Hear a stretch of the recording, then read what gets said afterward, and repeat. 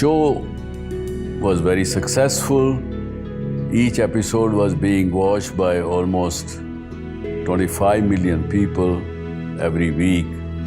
For past 6 years, the demand of the show has never died down.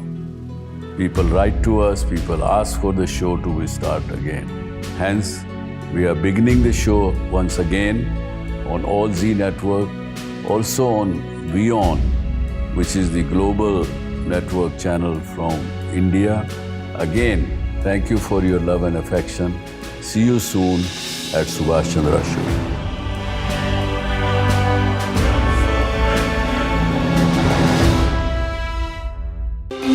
To bring the benefits of the Subhash Chandra Show to your educational institution, teachers and students, send an invitation to Juhi Jha at yoursarthi@such.org.in. From the bustling trading floors of Wall Street to the vibrant exchanges of Asian stock markets, WION breaks it down for you to make sense of what's happening, as we reveal the key factors behind events, strategic battles, and the game-changing business decisions that shape the world. We bring you all of this and more on World Business Watch.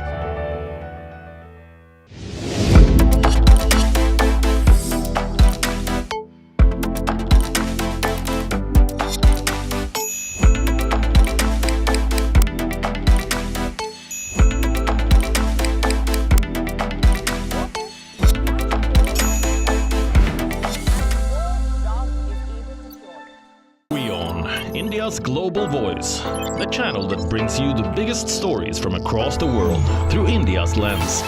Now available in more than 190 countries worldwide, because we believe that the world is one. Watch us in Africa, Europe, USA and Canada, South America, Asia Pacific, Middle East and North African regions. Also available on these digital platforms across the world. WION. World is one.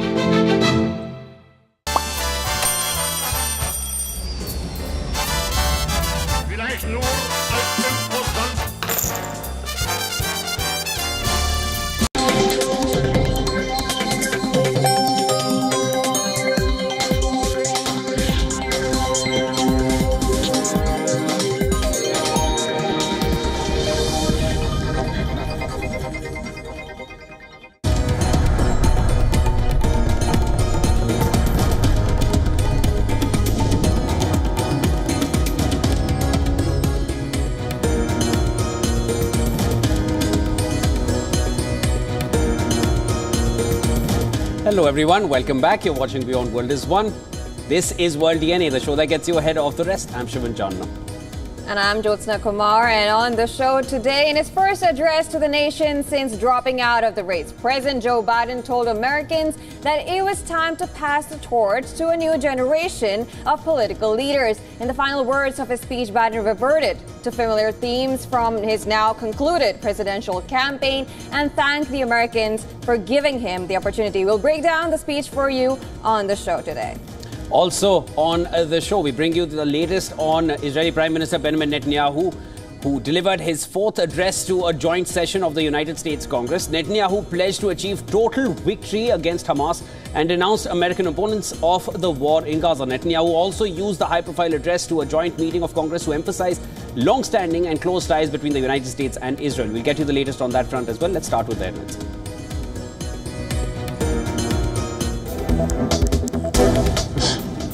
But I love my country more. It's been the honor of my life to serve as your president. Joe Biden tells Americans that he decided to drop out of the presidential race to unite his party and his country. An historic Oval Office speech says it was time to pass the torch to younger voices.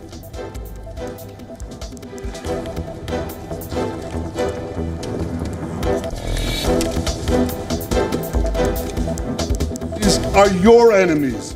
Our fight is your fight, and our victory will be your victory. Benjamin Netanyahu defends Israel's Gaza war with Hamas. In his address to the US Congress, urges global alliance to stand together against Iranian axis of terror, calls protesters Iran's useful idiots.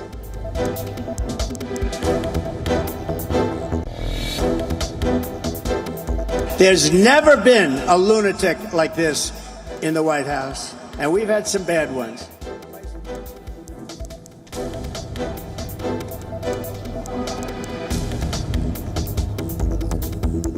Donald Trump launches volley of attacks against Kamala Harris, calling her radical left lunatic in his first rally after she becomes Democrat candidate for U.S. presidential election.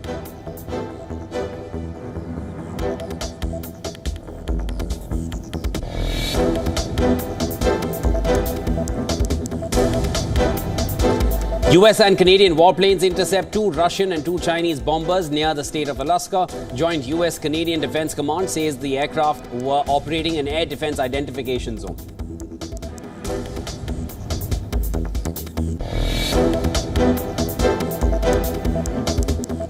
An explosion at a tequila plant in central Mexico kills at least 6 people and forces evacuation of tourists from area. Probe underway to know the cause of the blast.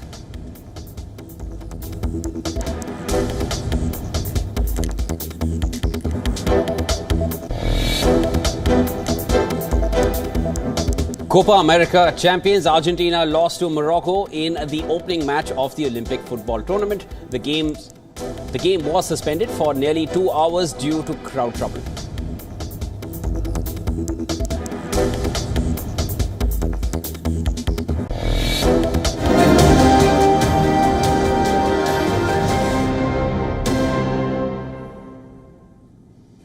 And we begin with a top story. U.S. President Joe Biden has addressed the nation from the Oval Office, offering the public their first chance to directly hear his rationale behind dropping out.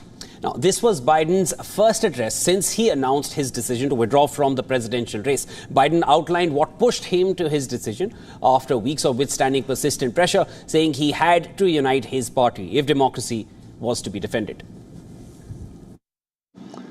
I revere this office, but I love my country more.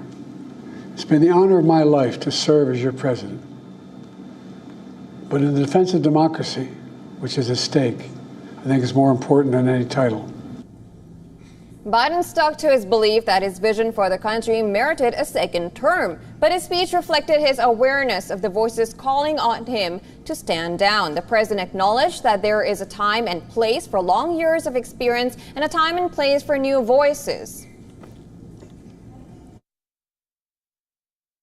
I believe my record as president, my leadership in the world, my vision for America's future, all merited a second term. But nothing can come in the way of saving our democracy. That includes personal ambition. So I've decided the best way forward is to pass the torch to a new generation. That's the best way to unite our nation. Biden asserted that for the rest of his term, he'd be focused on doing his job as president. He ticked off a list of his administration's policy initiatives, knowing that this would be his chance to shape how history views his one and only term in office. Over the next 6 months, I'll be focused on doing my job as president. That means I'll continue to lower costs for hardworking families, grow our economy. I'll keep defending our personal freedoms and our civil rights, from the right to vote to the right to choose. I'll keep calling out hate and extremism. Biden once again endorsed his Vice President Kamala Harris to become the Democratic Party's presidential nominee.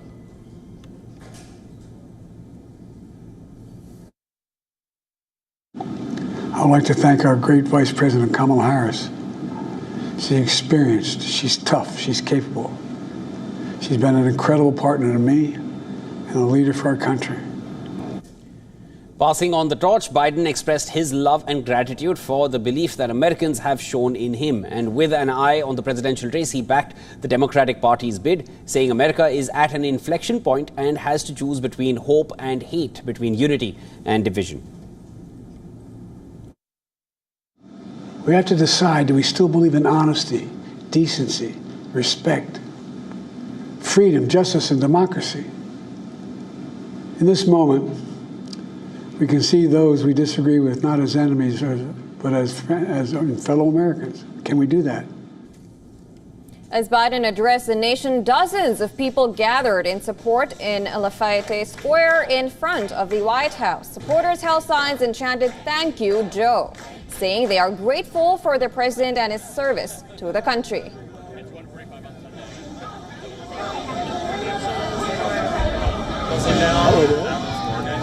Shut down on 1 day's notice. And now we're being joined by Joanna LeBlanc. Ms. Blanc, she has served as legislative director at the United States Congress. She was the liaison to the White House, Department of State, and financial institutions. Now also joining us is our correspondent, Susan Teherani. Thank you so much for joining us. And Susan, let me come to you first.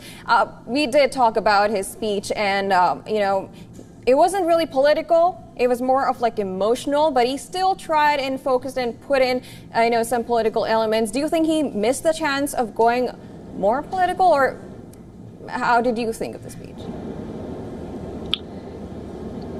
President Biden seemed to have wanted to achieve three goals. One, to tell the nation that he's still the president. To talk about his achievements, or what he perceives to be his achievements. And number three, to endorse Kamala Harris. This speech was really hyped up for us to try to understand why he decided to leave the race. Was it his health? Was it the low poll numbers? Or was it something else? Yes, he did say he wants to leave and pass the torch to save democracy, but there are still questions that are remaining because of the manner that he decided to exit this race so abruptly, when he was so adamant, not only him but his family and his top aides, that he would continue not only in the race as president, but also able to serve another 4 years. Susan, stay with us. I'd just like to now come to Ms. LeBlanc. Johanna, we've had varying views which have come in at the moment. Some said that this was Mr. Biden's commitment to democracy, and some see it as a bit too late in the race to be passing on the torch to the new generation, especially when he didn't want to do it even till a week ago. How do you see it? Well, I think it is fair to say that while we want to believe Mr. Biden, this is about saving democracy. And I think that President Biden cares about America's democracy and cares about America's future. But I think ultimately this is about the reality that after the disastrous debate between he and Mr. Trump, many of the donors were calling for him to step down. And I think Mr. Biden had absolutely no choice, and he had to ultimately make that decision. But beyond that, when we look at the poll numbers were not in his favor. It shows that he was going to lose. He was more likely to lose against Mr. Trump. And in addition to that, the attempted assassination against Mr. Trump's life increased Mr. Trump's support around the country and further mobilize his base. So I think ultimately President Biden, while he does care about democracy, he does care about this nation. I think it was a situation where he was forced to step down in an effort for the Democrats to maintain the White House in November. Ms. LeBlanc, I just want to come to you again. Do you feel when he says that he wants to pass the torch further, we're about 105 days away from D-Day. Is it a bit too little too late? Obviously, the election is about 100 days from now. But the good thing is that the vice president, is currently the vice president. So she does have NIM recognition, and also more than 50 party leaders have endorsed the vice president. And she has been able to secure all of the delegates that are required in order for her to secure the nomination during the convention, which is scheduled to take place next month. So I think while it is kind of late in the game, but nonetheless, I think from day one, since the announcement, I think Vice President Harris has been able to rally the Democratic Party, rally the base, and she even was able to raise more than $200 million in about 42 hours, and that is unprecedented and very, very significant. But I think ultimately what's going to need to happen is that the Democrats are going to have to knock on every single door. They cannot take anything for granted or any voter for granted. It's going to take a lot of work. But also what I think is important is that who Vice President Harris is going to select as her vice president in the event that she were to secure the nomination. I think that's a really important point, because for now we have 4 candidates, 4 names which we can think about which she would choose. Now that he mentioned Kamala Harris and you talked about it, and Biden has sort of given the torch to her, let's talk about the campaigns now. We know Trump is campaigning. He just concluded his campaign in North Carolina, and she was in Indianapolis where she was addressing sisters, as she called them. When you talk about the topics which Biden took up, he took up abortion. He knew that, well, age is now not a factor. That is something which he can pick up now to go against Kamala Harris. Harris, on the other hand, now he has a strong point. He has immigration to talk about. On the other hand, Kamala Harris, she's, she also has been talking about abortion. How do you think the campaign now goes forward now that Trump has now picked up abortion to attack Kamala Harris? Yeah, I think that the Democratic Party needs to understand that women in this country, yes, they care about abortion, but they also do care about the border issue. They also care about jobs. They also care about a host of other issues. So Vice President Harris cannot focus merely on reproductive rights and think that is going to win her the election.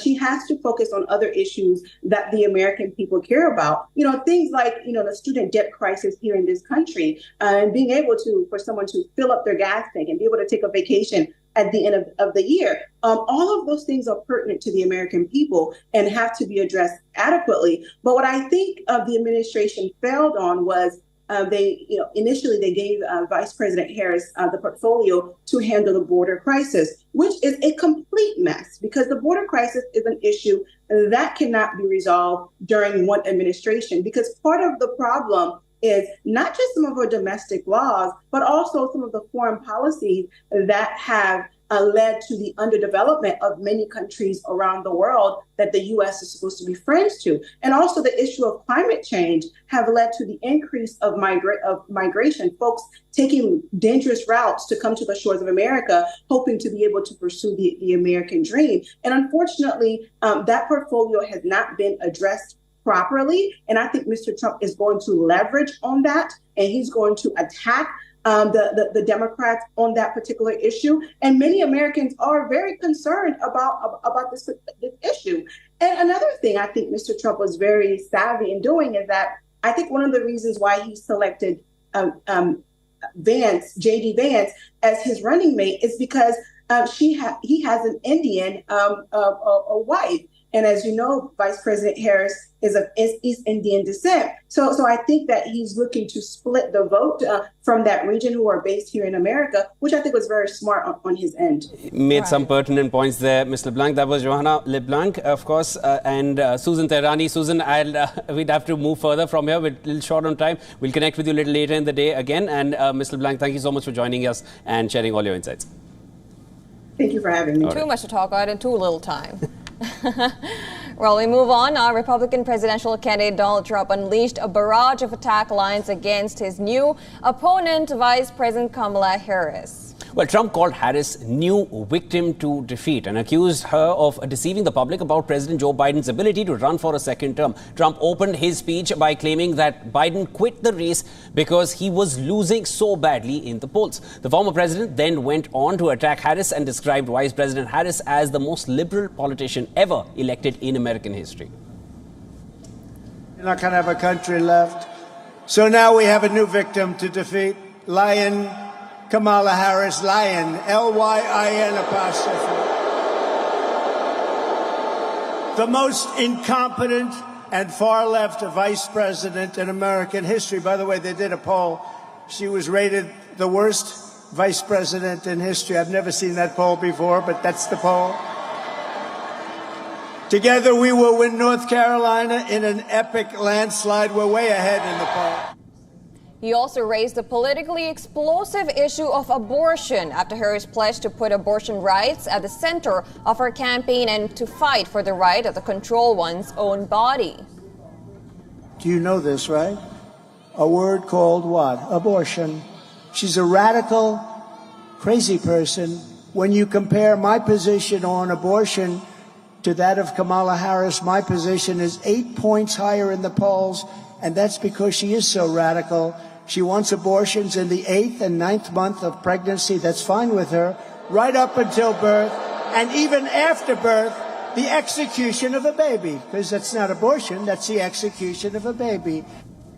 North Carolina is a swing state that Trump has carried in the past, but Democrats have seen it as pivotal. The former president's stop in North Carolina shows his concerns about keeping the state in his column this November, and this comes even as his team reaches for wins in traditionally Democratic-leaning states like Minnesota.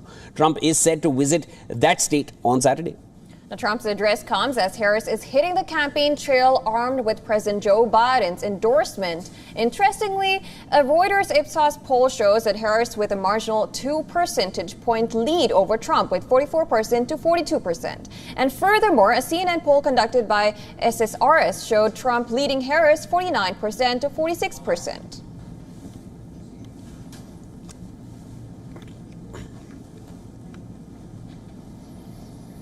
Israeli Prime Minister Benjamin Netanyahu delivered his 4th address to a joint session of the U.S. Congress on Wednesday. Now, while defending Israeli actions in Gaza, he attempted to drum up continued support for his country's war against Hamas, reiterating his total victory ambitions over Hamas. The Israeli leader urged the U.S. to fast-track its military aid. He said that with enough resources, Israel will be able to end the war immediately. Fast-tracking U.S. military aid can dramatically expedite an end to the war in Gaza and help prevent a broader war in the Middle East. In World War II, as Britain fought on the front lines of civilization, Winston Churchill appealed to Americans with these famous words: "Give us the tools and we'll finish the job." Today, as Israel fights on the front line of civilization, I too appeal to America. Give us the tools faster, and we'll finish the job faster. Prime Minister Netanyahu also sketched a vague outline of a plan for a quote-unquote de-radicalized post-war Gaza, quashing the Hamas and Fatah factions' agreement to govern the Strip after the de-escalation. Netanyahu said that Israel must retain control in Gaza to avoid the resurgence of terrorism. The day after we defeat Hamas, a new Gaza can emerge. My vision for that day is of a demilitarized and de-radicalized Gaza. Israel does not seek to resettle Gaza, but for the foreseeable future, we must retain overriding security control there to prevent the resurgence of terror, to ensure that Gaza never again poses a threat to Israel. Prime Minister Netanyahu also thanked the Biden administration over their support after the October 7 Hamas attacks. He extended his thanks to former President Donald Trump and the American people. This while also saying that Israel is Washington's most loyal and steadfast ally. My friends, if you remember one thing from the speech, remember this: our enemies are your enemies. Our fight is your fight, and our victory will be your victory. However, in his 4th speech, the Israeli Prime Minister stood to address a divided Congress. Inside the Congress, U.S. Democratic representatives Rashida Tlaib held up a sign calling Netanyahu a quote-unquote war criminal. Tlaib then turned the sign, and on the other side it read, "guilty of genocide." As announced earlier, some House Democrats, including former House Speaker Nancy Pelosi, boycotted the speech by giving the session a miss. Representative also called the Israeli Prime Minister an obstacle in the truce deal while condemning Washington's support of the war. So speaking for myself only, the deep horrors of what is happening on the ground are not external to us, because the United States does remain the largest backer of military assistance to Israel, assistance that has been used to perpetrate these offensive attacks on a civilian population that's been denied even the most basic of humanitarian assistance. This is not a conflict that we Americans have nothing to do with. It's not a conflict that we're being called to come in and mediate from outside. We are actually a part of this. Constitutional right to go to the point of the protest. We say no. Anti-Israel protests gripped parts of Washington and near the U.S. Capitol at the time of Prime Minister Netanyahu's address. While most protests remained peaceful, clashes erupted between the demonstrators and the police outside of the Capitol. The police used pepper spray, ensuring some people who allegedly started to march towards the barricades. Thousands on street demanded for the U.S. to stop military aid for Israel, while others demanded Prime Minister Netanyahu's arrest and resignation.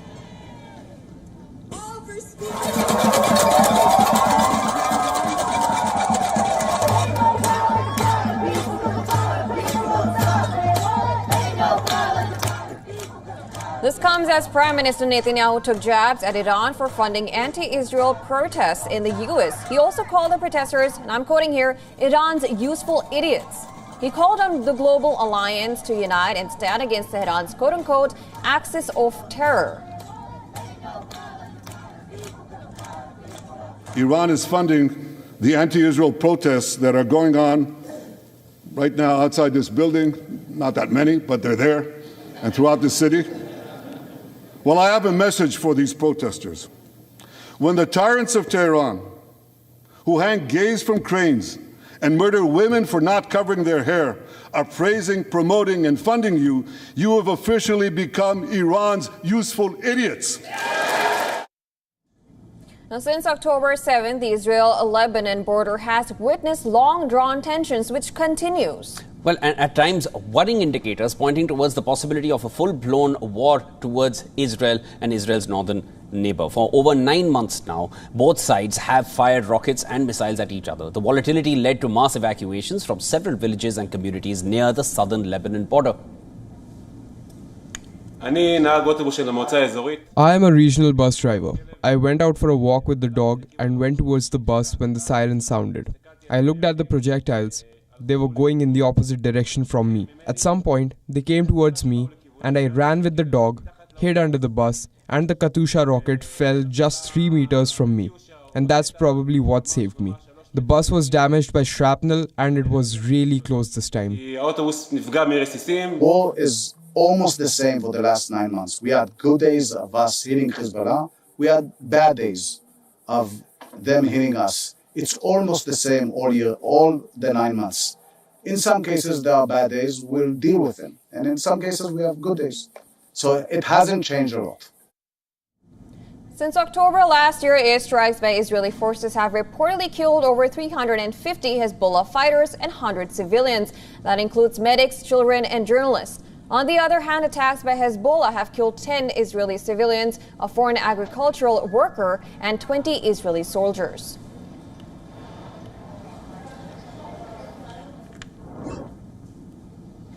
Signals of an easing in the civil war in Yemen, a financial deal between the Saudi-backed Yemeni government and the Iran-backed Houthis, have got a nod of approval from Riyadh. With the conflict in Yemen seen as a front of Iran-Saudi Arabia proxy war, this is seen as another move towards a thaw between the two sides. The United Nations says the two sides have agreed to halt tit-for-tat banking sanctions. The Yemen government and the Houthi rebels have agreed on several measures to de-escalate. Saudi Arabia itself played a big role in brokering the deal. The warring parties were locked in a fight for control of the country's banks, with both facing a severe financial crunch. The significance of the deal is much bigger. Experts see it as another aspect of Iran and Saudi Arabia being willing to set aside differences. Remember, Iran backs the Houthis, while Saudi Arabia backs the Yemeni government. The Houthis have been fighting the Saudi-led coalition since 2015. They had seized the Yemeni capital Sana'a and pushed the internationally recognized government south to Aden. A spurt in Houthi attacks on ships in the Red Sea since November last year, followed by U.S. and British retaliation, had put peace talks on hold. The two had committed to a UN-led roadmap to end the civil war and start an inclusive political process in Yemen.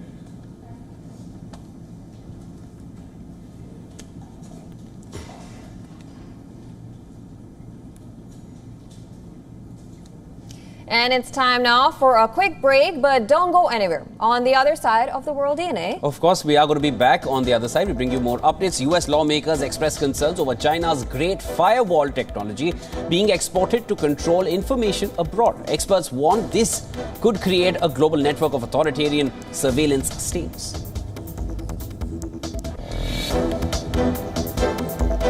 Also on the other side, Mexican President Andrés Manuel López Obrador calls President Trump's plan to ban Mexican-made cars a bluff that isn't serious, insisting that the plan will not be implemented as it would skyrocket automotive prices in the U.S.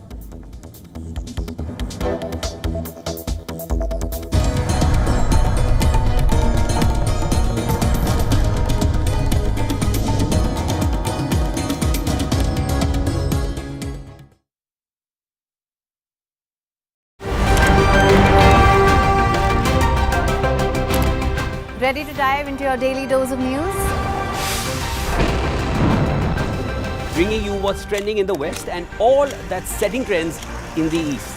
And all of this served up with a side of insightful banter. We don't just bring you the latest stories. We bring you your talking points for the day. And while you do that, from the busy streets of New York, I will provide you with deeper insights on the developments through the course of the day in the U.S. And I will be here at the WION headquarters, getting you all the action from the universe of sport. All that you need to know about your favorite teams and players, right here. The show that keeps you ahead of the global curve. A conversation you'd want to be a part of. A place where news becomes an engaging exchange. We bring you stories that impact your present. This is World DNA. Join the conversation.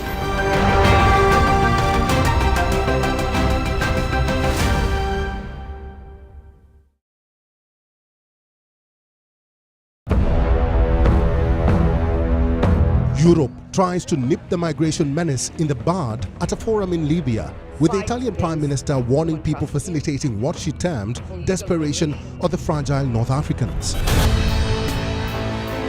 Cameroonian LGBTQ+ rights group praises the courage of Brenda Biya, the daughter of Cameroon's president, for announcing she is in a same-sex relationship on social media.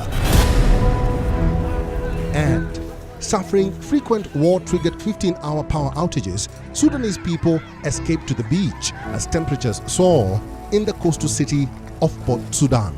Wild of Africa at these times on WION. Wild is one.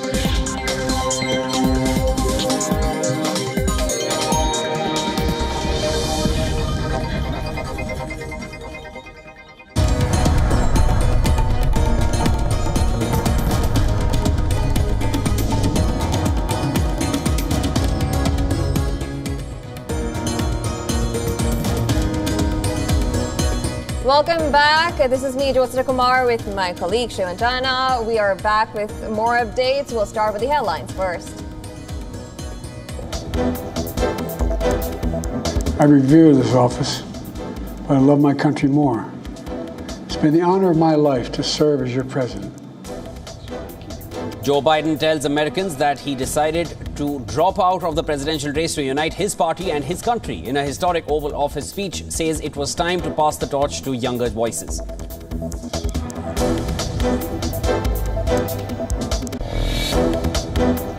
Our enemies are your enemies. Our fight is your fight, and our victory will be your victory.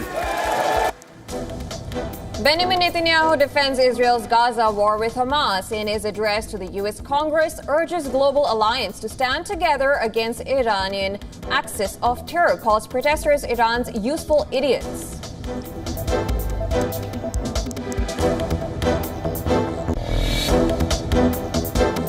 There's never been a lunatic like this in the White House, and we've had some bad ones. Donald Trump launches a volley of attacks against Kamala Harris, calling her a radical left lunatic. In his first rally after she becomes Democrat candidate for U.S. presidential election.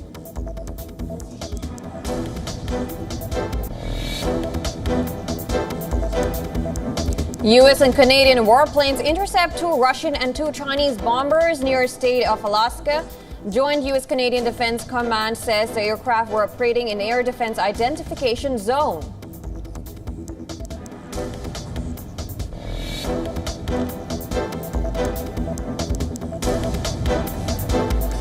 Philippine-flagged tanker carrying 1.4 million litres of industrial fuel oil capsizes and sinks in waters off Manila. 16 out of 17 crew rescued, 1 is missing.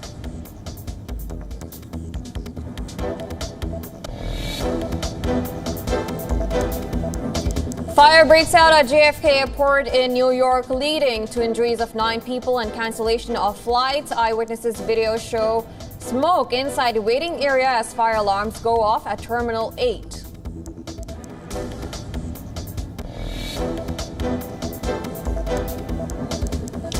An explosion at a tequila plant in central Mexico kills at least 6 people and forces evacuation of tourists from the area. Probe underway to know the cause of the blast.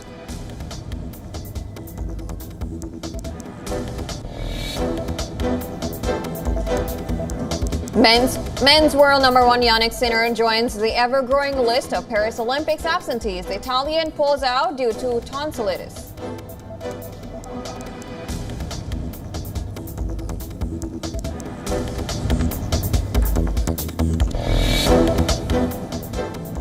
Tensions are brewing in the South China Sea over the Sabina Shoal that is threatening to become the latest flashpoint between Philippines and China. Now, China has warned that if the Philippines refuses to give up its claim, Beijing will retaliate forcefully. Earlier this April, the Philippines accused China of trying to build an artificial island in Manila's exclusive economic zone. Nicknaming the vessel the Monster, the Philippines accused China of trying to intimidate its forces by deploying its largest Coast Guard vessel in the area. Philippines sent its Coast Guard ship, BRP Teresa, to monitor the movements of China's vessel. Rejecting Philippines' accusations, China accused it of trying to mislead the international community. China claimed the Sabina Shoal was not part of the Philippines' economic zone, but it was part of the Spratly Islands. Why is shoal important to the Philippines? Now, according to Philippines, Sabina Shoal is a meeting point for vessels to resupply troops at the Second Thomas Shoal, where it ran aground an old warship, the BRP Sierra Madre, in 1999 to exert its control. Sabina Shoal is part of China's Spratly Islands and is not in the exclusive economic zone of the Philippines. Chinese military and Coast Guard vessels patrolling and enforcing the law in the waters near Sabina Shoal comply with China's domestic law and international law, including the United Nations Convention on the Law of the Sea. Now, this has led to several standoffs between Philippines and Chinese Coast Guards, with the latest altercation being reported on the 17th of June when a Chinese Coast Guard vessel rammed a Philippines resupply ship, injuring 8 Filipino sailors, including one who lost his thumb.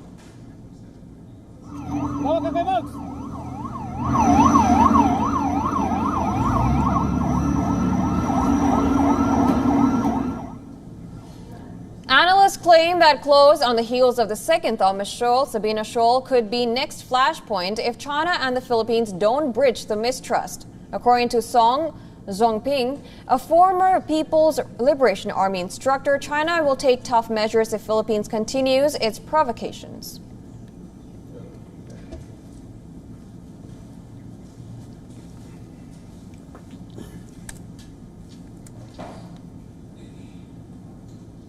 U.S. lawmakers are concerned about China's Great Firewall technology being exported to control information abroad. Well, experts warn this could create a global network of authoritarian surveillance states. The Great Firewall censors the internet in mainland China, which restricts access to information for Chinese users. In a Tuesday hearing of the U.S. House Select Committee on the Chinese Communist Party, experts and lawmakers discussed China's Great Firewall and the export of its techno-authoritarian surveillance state.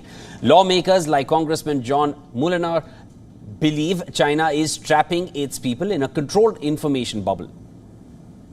Mulliner said, and I quote here, "Behind the Great Firewall, the Chinese Communist Party has trapped the Chinese people in a parallel reality, feeding them a steady stream of propaganda strictly controlled by Xi Jinping's authoritarian regime."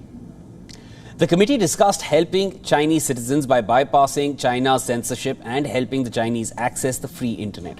The US formed the committee in 2023 to address competition with China. Experts on the committee's panel believe that current methods like virtual private networks or VPNs are becoming less effective due to Chinese crackdowns that criminalize such tools. A VPN is a secure tunnel that encrypts your internet traffic and hides the IP address. Instead, experts propose developing new circumvention tools that are smarter and supporting Chinese students studying abroad. Analysts of China's surveillance state have urged a multi-pronged approach to promote internet freedom globally. First, counter China's export of censorship technology. This could involve sanctions on China to pressure Chinese tech companies to disclose their ties with the government. Second, develop objective content for Chinese users, which could help them access a wider range of information. Third, invest in a new anti-censorship tools. These could help Chinese citizens bypass the Great Firewall. Overall, the goal of the US committee is to push back against China's information control and promote a free and open internet around the world.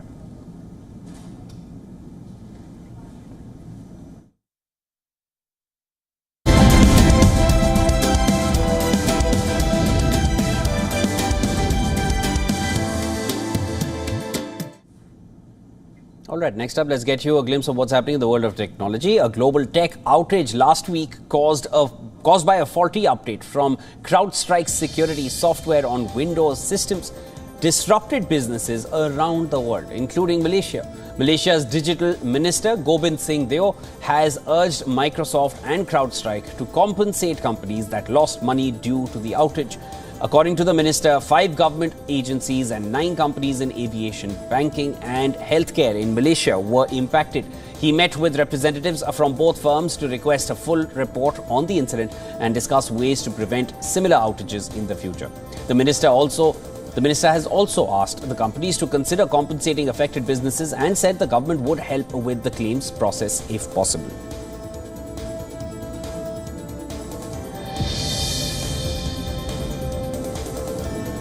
Spain's competition watchdog is looking into Apple's App Store practices, suspecting they might stifle competition in the country.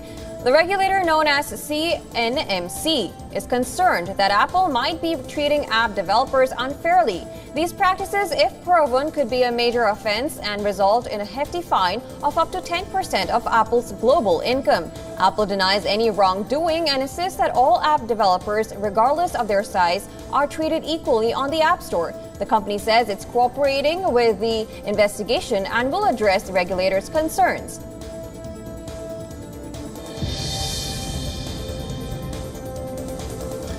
Meta has taken down around 63,000 Instagram accounts in Nigeria that were involved in sextortion scams. Sextortion is a type of blackmail where someone threatens to share nude or private photographs unless they are paid by the victim. The Nigerian scammers targeted mostly adult men in the US and used fake Instagram accounts to hide their identities. Meta also found a smaller group of about 2,500 accounts working together, which seemed to be connected to around 20 individual scammers. This isn't the first time scammers have used this method. In fact, Nigerian online fraudsters, sometimes called Yahoo Boys, are known for various scams like pretending to be in financial trouble or offering fake investment opportunities.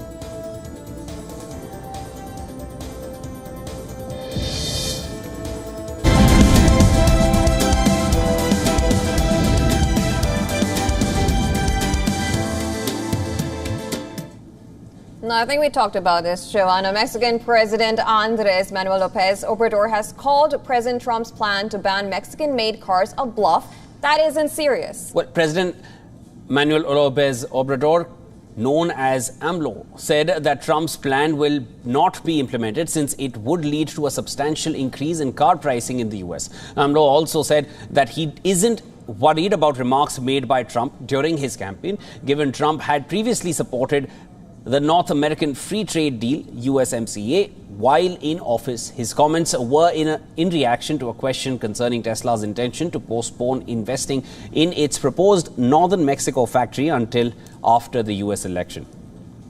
As an example of the political risk, the corporation pointed to Trump's plan to increase tariffs on items manufactured in Mexico. López Obrador stated that Trump's plan to close the U.S.-Mexico border will lead to anarchy. He said that this would impact the daily transit of 300,000 vehicles and 1 million people and restrict trade in products vital to the U.S. economy. AMLO said, and I'm going to quote him here, a car imported from Mexico represents savings to a U.S. buyer of between $10,000 and $15,000. Referring to Trump's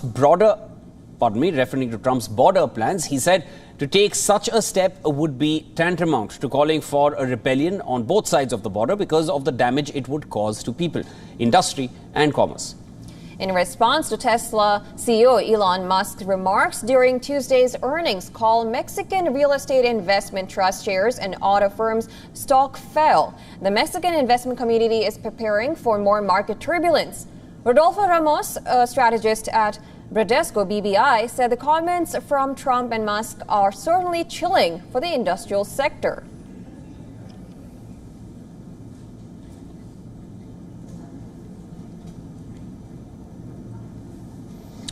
Almost 900 days into the Russia-Ukraine war, and the cost of war just keeps compounding. Absolutely. It's not just about the conflict, but the aspiration of future generations that's at stake now. Take a look at this report to know more.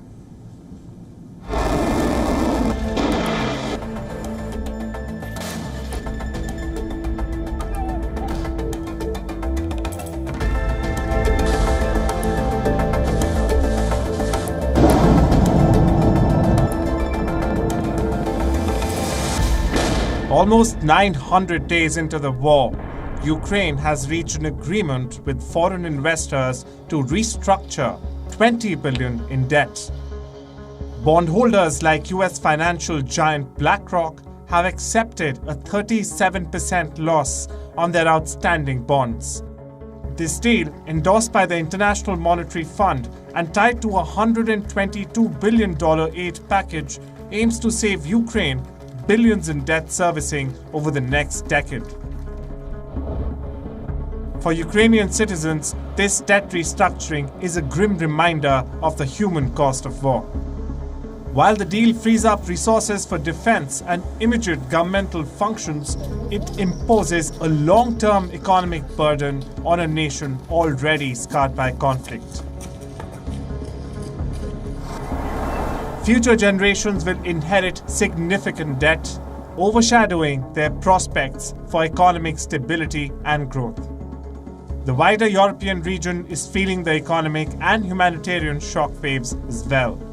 Neighboring countries, already grappling with refugee crises and disrupted economies, face further instability. For the United States, the debt restructuring aligns with a strategy of geopolitical influence, but it comes at a steep cost to the American taxpayers. The massive aid packages reflect a significant diversion of resources that could address domestic issues. The scenario raises critical questions about the priorities of economic and foreign policies, especially when measured against the backdrop of human lives affected by the ongoing conflict. This debt restructuring deal serves as a stark reminder that the costs of war extend far beyond financial statements. It's about humanity and the urgent need to prioritize the welfare of people over profit. Bureau Report, WION, World is One.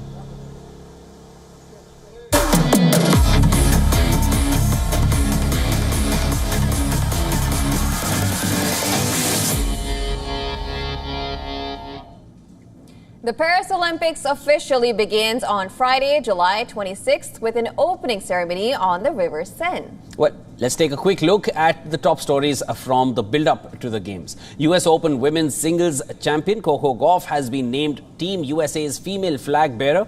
Gauff will be leading the line alongside LeBron James on Friday. Gauff and James earned their selections through a vote of their fellow US athletes. The 20-year-old Gauff will be the first US tennis player to carry the flag 3 years after she was forced to miss the Tokyo Olympics when she tested positive for COVID.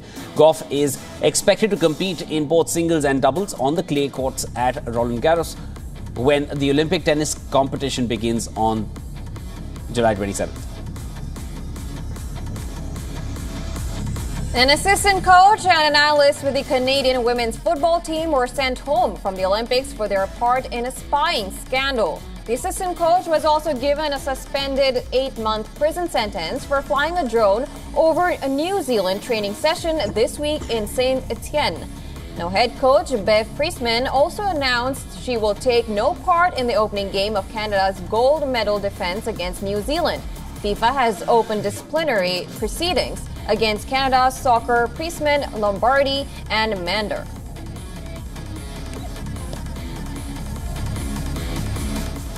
The Spanish men's football team began their Paris Olympics journey with a hard-fought win over Uzbekistan. Tokyo Olympics silver medalists Spain took the lead just before the half-hour mark courtesy of Mark Pubel. Uzbekistan had chances and drew level from the penalty spot in the first half added time. Girona forward Abel Ruiz failed to restore the lead from the penalty spot after the break, but made amends for that in the 62nd minute with the winner from a Juan Miranda pass.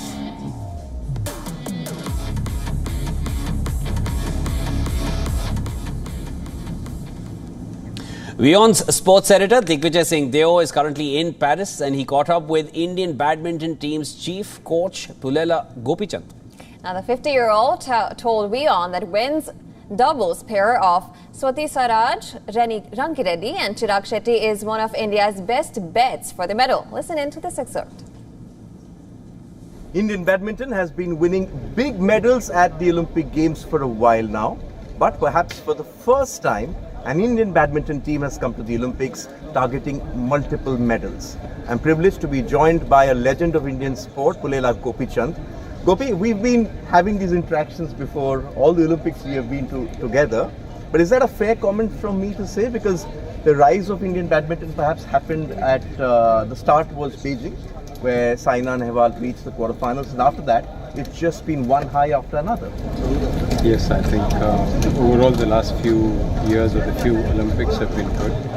And yes, Saina to start it off, Sindhu to follow it up, and Satvik Chirag is a prospect here. So I think they've been singles for the first time. I think it looks good from that perspective, and you rightly said that hopefully we'll have multiple medals. You previously used to tell me that, you know, Digvijay, my biggest regret is I've not been able to sort of create that kind of a depth in doubles. We had Jwala Ashwini who went to one Olympics and they won a World Championship medal. But they've been pretty consistent, Chirag and Satvik, over the last since the last Olympics. Well, it's taken a while, it's taken some time, but I think a lot of help from DBI and SAIF, because you need to look at doubles and the whole ecosystem. To build singles up, you will need a few things, but to get doubles players together and to get a whole doubles ecosystem for a country which didn't have a culture of producing top doubles players, I think this was a challenge. At multiple levels we had to work, and I'm happy that a lot of people have actually contributed in this journey. And today we are at a stage where we can confidently say that they are one of the definite medal contenders going into the games. It took a while, but yes, very happy to see that. What sets them apart? Well, I think as a combination, you have many combinations typically, which would have a strong player at the net and one at the back of the court having a big smash. Very rarely do you get two big guys who are able to hit hard and also play the net well. And I think from a serve return perspective, they actually have one of the best return of serves. They also have big smashes to back that return of serve, and also Chirag with his legs to move quickly, and Satvik is his power from the back of the court. Make it a very strong combination. And yes, they are definitely fair to watch in some sense at the Olympics, because they're very exciting as well. I think very rarely do we get these styles of play, and it's really wonderful, and let's hope we get a good result.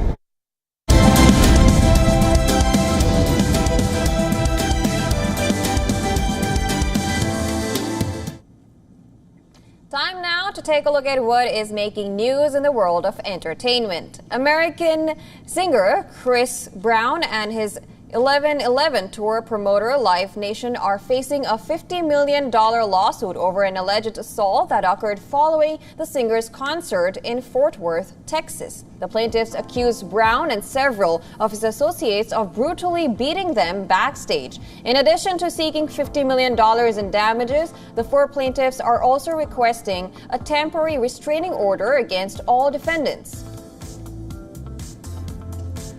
American rapper Snoop Dogg will be among the torchbearers carrying the Olympic flame in the final stretch before the opening ceremony of the Paris Games. The 52-year-old will carry the torch through the streets of Saint-Denis, the underprivileged northern Paris suburb that is home to the Stade de France Olympic Stadium. The rapper is better known in the sports world for his Snoop Youth Football League. The championship game is called the Snooper Bowl.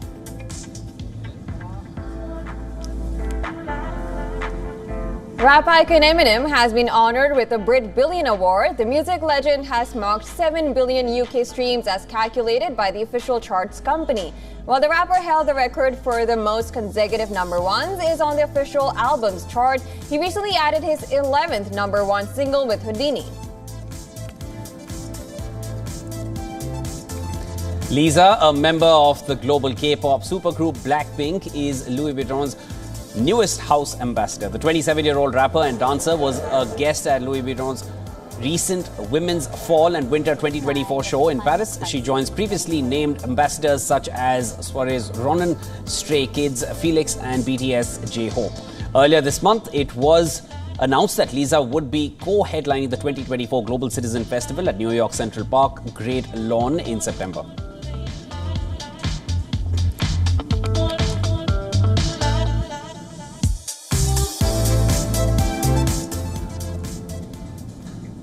And that's all on World DNA. This is me, Jyotsna Kumar, and Shivan Chanana signing off. Do stay tuned. News and updates will follow on the other side. Stay with us. Come right back.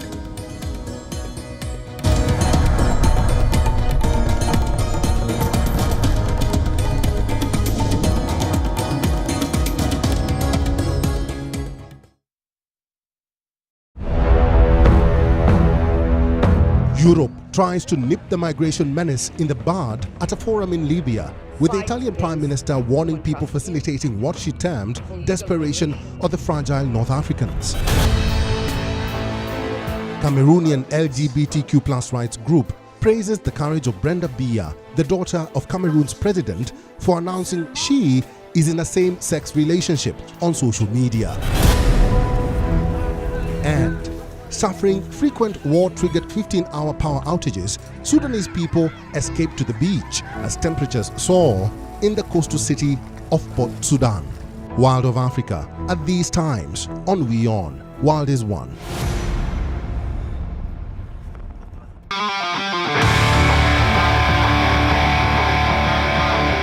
The quest for an Olympic medal is sport's greatest pursuit. Over 10,000 sportspersons are descending on Paris to realize their dreams. The Olympics is a sweet word, but it comes with pressure.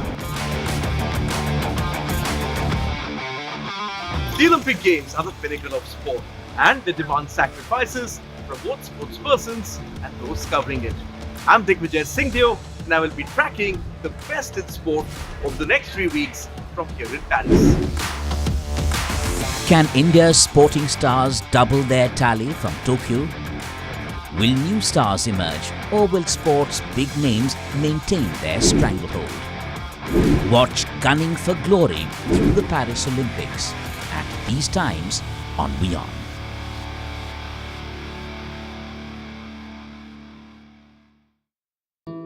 Namaste. Hello friends. We did Dr. Subhash Chandra show, popularly known as DSC show, for 4 years, from August 2014 to August 2018. 28 states of Bharat. Of course, we reached out to all of you in 190 countries across the world. The show was very successful.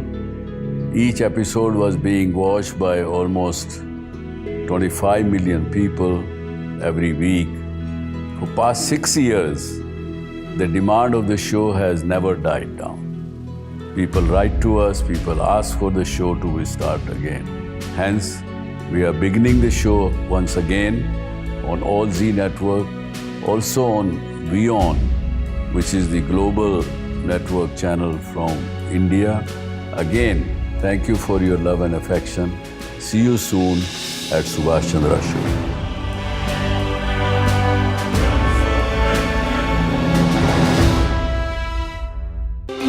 To bring the benefits of the Subhash Chandra Show to your educational institution, teachers and students, send an invitation to Juhi Jha at yoursarthi@such.org.in. The Earth is sending distress signals. Wildfires, droughts, and melting glaciers. Can we reverse the damage? Explore the harrowing effects of climate change. It's a wake-up call. Global emergency. Climate Tracker on WION World is One.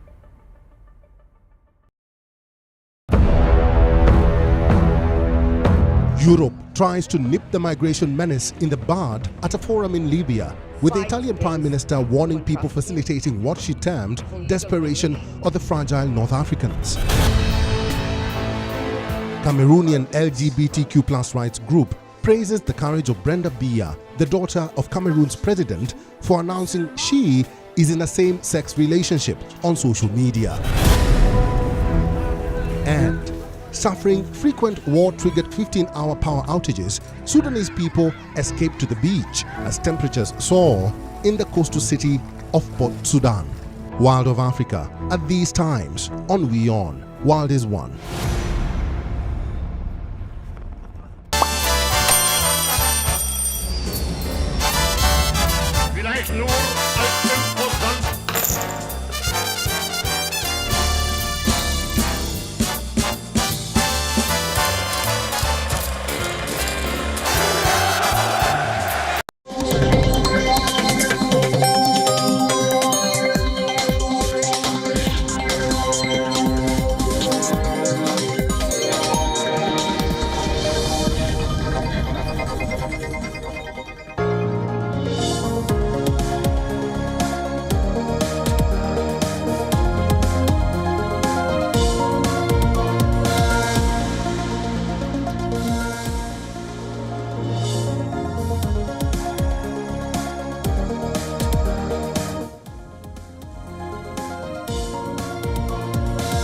Welcome back. You're watching WION World is One. I'm Jyotsna Kumar. Let's start with the headlines first. I revere this office, but I love my country more. It's been the honor of my life to serve as your president. U.S. President Joe Biden tells Americans that he decided to drop out of the presidential race to unite his party and his country. In a historic Oval Office speech, says it was time to pass the torch to younger voices.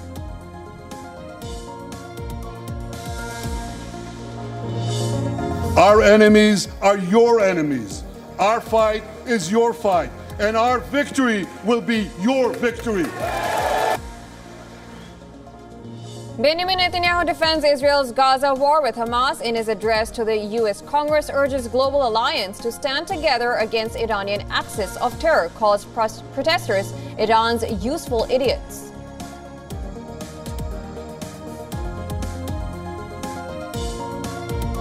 There's never been a lunatic like this in the White House, and we've had some bad ones. Donald Trump launches volley of attacks against Kamala Harris, calling her radical left lunatic in his first rally after she becomes a Democrat candidate for U.S. presidential election.